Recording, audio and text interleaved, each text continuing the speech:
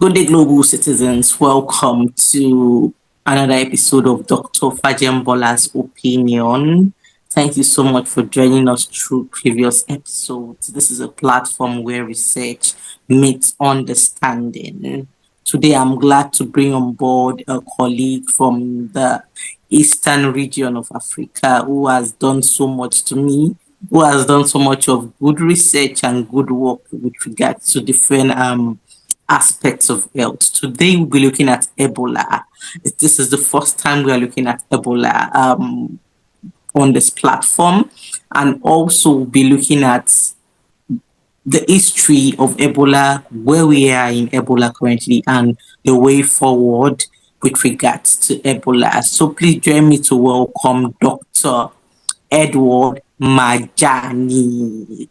With just an Ebola. So one of the things to understand about Ebola in Uganda, the first thing, this year, the research of Ebola is not just the first year occurrence, but it make a quite of the chronicles of an event. It happened. It is now it is more than 5 times the same problem happened in Uganda.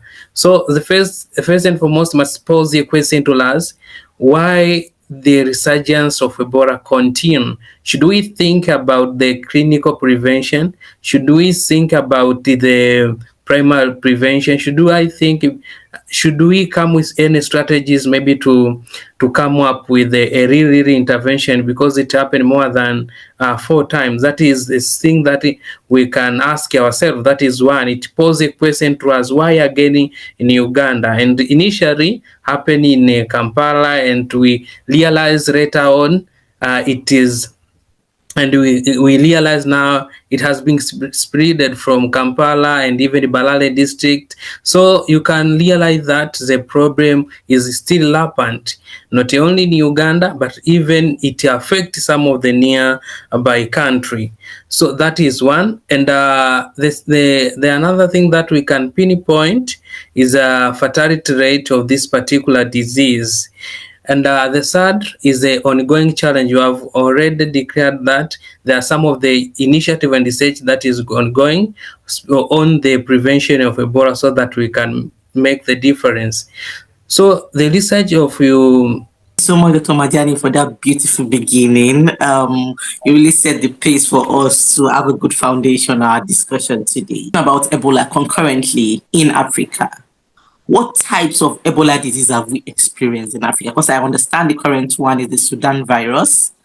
So what types of Ebola have we experienced?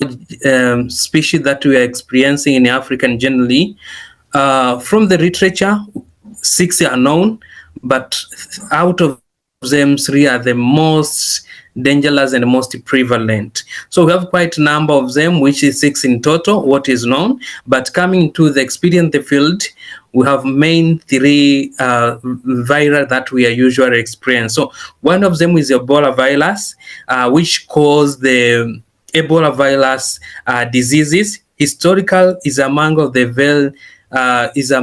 very deadly species, and sometimes it's called the Zaire Ebola virus. You can meet with another name, Zaire Ebola virus. That is one. And now currently we are speaking about the Sudanese virus, which give us a headache as a scientist, because it's kind of tricky to deal with just the Sudan virus, and it's what now even in Uganda they are facing the same species.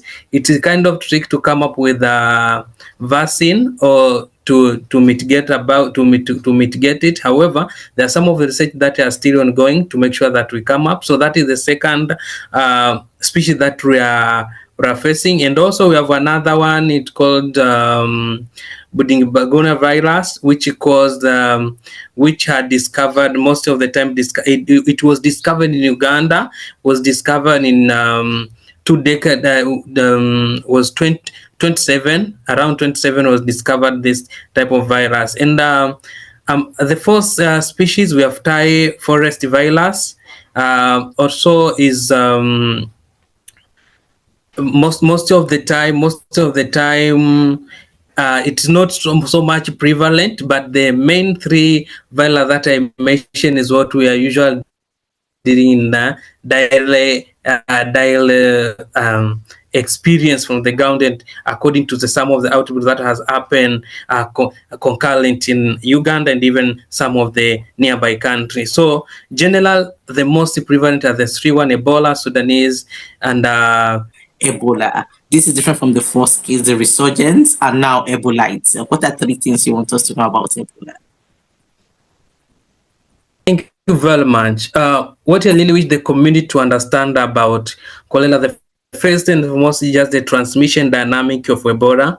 Due to the increasing nature of the interaction between animal and human being, it gives us just an avenue for the spread of this particular virus through the direct contact.